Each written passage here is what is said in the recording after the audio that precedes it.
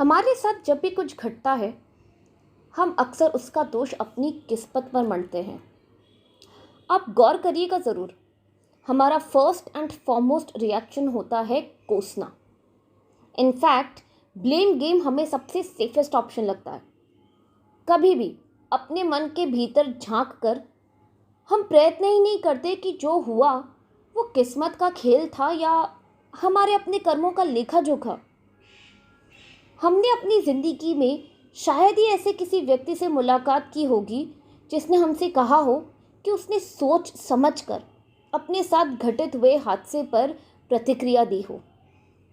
मानव रूप की शायद यही परिभाषा है।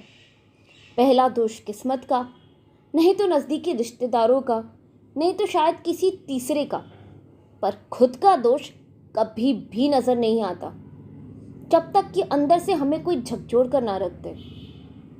इंसान कितनी भी कोशिश क्यों ना कर ले, अपने कर्म बंधन से छूट नहीं सकता। वो भले ही एक आइडियल लाइफ जिए, पर यह ज़रूरी नहीं है उसकी जीवन लीला वैसे ही आइडियली एंड हो।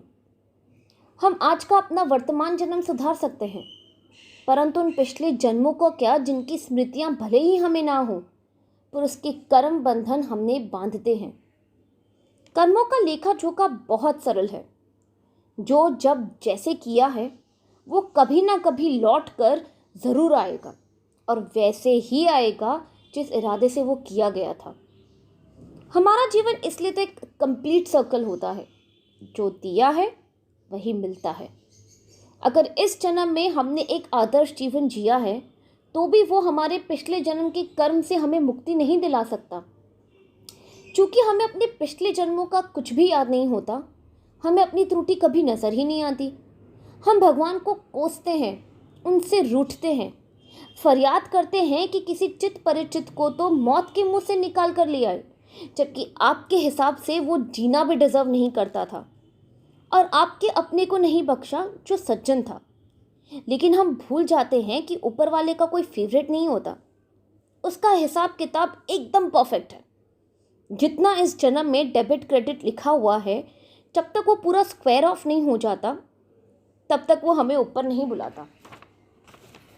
आक्रोश स्वाभाविक है, परंतु एक समय तक। बाद में वो सिर्फ तकलीफ से भागने का तरीका है, सच्चाई से मुंह फेरने का तरीका। दोषारोपण परिस्थिति से सामना नहीं, किंतु उसे अपने ऊपर हावी होने का न्योता है।